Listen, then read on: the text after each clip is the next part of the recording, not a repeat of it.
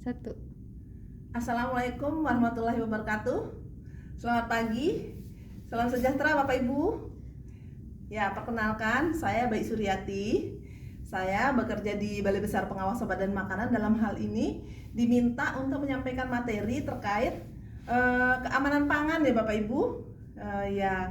Selamat pagi Pak Idir. Ya, Bapak adalah Ketua Asosiasi Pedagang Kreatif Lapangan Kota Mataram ya Bapak ya. Ya, terima kasih Pak atas kehadirannya. Baiklah, Bapak Ibu, pada kesempatan ini saya akan menyampaikan materi terkait keamanan pangan ya Bapak Ibu ya. Ya, ini adalah dukungan kita terhadap pelaksanaan MotoGP. Oke. Sebelum Bapak Ibu memproduksi pangan, Bapak Ibu harus tahu ya, apa sih keamanan pangan itu? Keamanan pangan adalah upaya yang diperlukan untuk mencegah pangan tercemar dari 3 bahaya. Nah, 3 bahaya itu apa ya Bapak Ibu ya? Nah, Bapak Ibu selaku UMKM pangan harus tahu bagaimana memproduksi pangan yang aman dari 3 bahaya tersebut, sehingga nanti hasil produksinya Ibu adalah pangan yang aman ya. Karena besok makanan yang Bapak Ibu produksi ini akan dikonsumsi oleh seluruh dunia ya. Jadinya nanti kalau seandainya terjadi keracunan makanan, nah itu yang bahayanya, kita akan membuat Indonesia tercoreng ke dunia internasional. Nah, baiklah, untuk itu saya akan menyampaikan 3 harus bebas dari 3 bahaya seperti tadi yang saya sampaikan. Yang pertama, bebas dari bahaya kimia. Bahaya kimia itu apa Bapak Ibu? Nah, bahaya kimia itu seperti bahaya kimia alami maupun ada juga yang tidak alami. Bahaya kimia alami misalnya di sini Bapak Ibu ada yang memproduksi singkong ya? Ada. Nah, singkong itu harus dilihat dulu bahan bakunya. Apakah bahan bakunya itu tidak ada yang berwarna hitam? Karena kalau dia berwarna hitam itu ada racun secara alami pada singkong tersebut yang nanti akan mempengaruhi kualitas dari produksinya Bapak Ibu. Nah, di samping singkong ada juga yang misalnya jagung. Di sini ada yang membuat jagung marning atau sejenis jagung olahan. Nah, jagung juga harus Bapak Ibu perhatikan kualitasnya. Nah, dari bahan bakunya, kalau jagungnya sudah ada warna putih, itu juga mengandung racun ya Bapak Ibu ya. Jadi harus diperhatikan. Begitu juga kentang ya.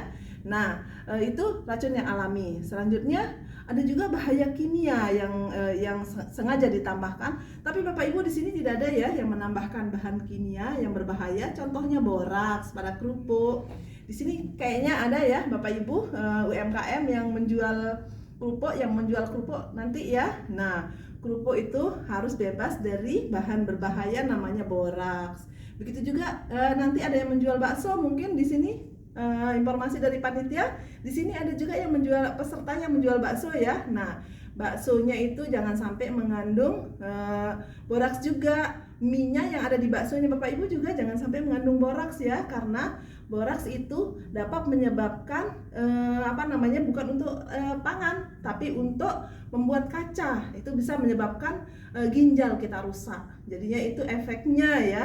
Nah, di samping boraks ada juga pewarna pakaian. Nah, pewarna pakaian itu juga tidak boleh ditambahkan dalam makanan, karena pewarna yang khusus untuk makanan ada Bapak Ibu ya. Jadi harus dilihat dulu di labelnya, pewarna pangan itu tulisannya. Jadi selanjutnya selain pewarna, jadi ada juga namanya, itu contohnya pewarna tadi, mungkin Bapak Ibu pernah melihat warnanya yang merah menyala, itu agak menyala, itu namanya rodamin B ya.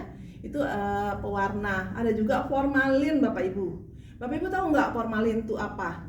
Formalin itu adalah pengawet mayat. Nah, kalau kita masih hidup, masa kita sudah mau dikasih formalin? Nanti kita dong awet terus, awet tapi meninggal ya Bapak Ibu ya. Nah, itu tidak boleh menambahkan formalin dalam makanan. Nah, selanjutnya selain formalin ada juga namanya, selain tadi sudah disampaikan ya, borak, formalin, rodamin B. Nah, rodamin B itu pewarna merah yang tadi itu ya. Nah, itu adalah 3 jenis bahaya bahaya kimia. Nah, sekarang selain bahaya kimia itu juga berbahaya. Misalnya Bapak Ibu mengkonsumsi makanan yang mengandung pemanis atau yang berlebihan. Pemanis itu boleh Bapak Ibu, tapi hati-hati jangan menggunakan terlalu berlebihan ya. Kalau terlalu berlebihan itu juga bisa disimpulkan sebagai bahan berbahaya, bahan kimia berbahaya ya. Jadi itu yang bahan kimianya ya. Selanjutnya bahaya fisik. Nah, bahaya fisik itu contohnya kerikil. Misal kita beli makanan, ada kerikilnya, ada pasirnya, ada rambut, ada serangga. Itu termasuk bahaya. Bahaya apa Bapak Ibu? Bahaya fisik. Nah, bahaya fisik itu kalau kita orang Lombok itu biasanya kita kalau di makanan itu kadang sering kita menemukan rambut. Bagaimana Ibu? Pernah menemukan rambut dalam makanan? Pernah. Iya, pernah. Nah, Ibu lanjut enggak makannya? Enggak. Nah, bagus. Sebenarnya kalau keyakinan nenek moyang kita yang orang Lombok ya, orang Sasak itu kalau menemukan rambut dalam makanan itu katanya kita panjang umur. Tapi sebenarnya itu salah ya Bapak Ibu ya. Mulai sekarang jangan mengkonsumsi makanan kalau sudah menemukan rambut ya. Apalagi rambutnya apalagi di makanan itu ada rambutnya, itu bahaya, itu namanya cemaran fisik. Apalagi ada staples. Nah, pernah ada kasus nih Bapak Ibu ya. Staples anak kecil ini yang anak sekolah kan istirahatnya sebentar. Nah, ketelen deh karena buru-buru, ketelen staplesnya itu di nasi bungkusnya. Nah, jadi kami harapkan Bapak Ibu peserta kegiatan ini BIMTEK ini untuk jangan menggunakan staples ya di produknya ya, supaya itu adalah karena itu adalah termasuk cemaran fisik ya. Selanjutnya cemaran yang ketiganya adalah cemaran biologi. Nah, Bapak Ibu di sini ada yang menjual es enggak?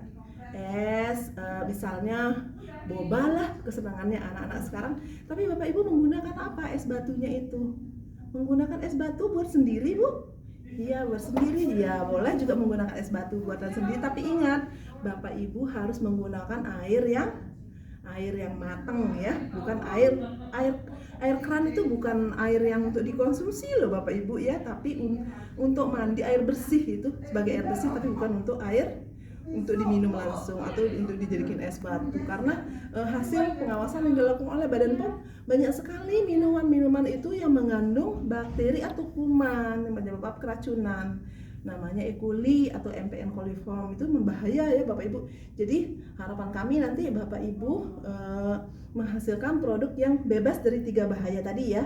Bahaya fisik, bahaya kimia, dan bahaya biologi. Dan nanti bila Bapak Ibu telah menerapkan keamanan pangan ini, nanti itu sebagai supportnya, sebagai bentuk apresiasi kami nanti akan memberikan stiker kepada Bapak Ibu dan memberikan lokasi untuk berjualan di perhelatan internasional MotoGP.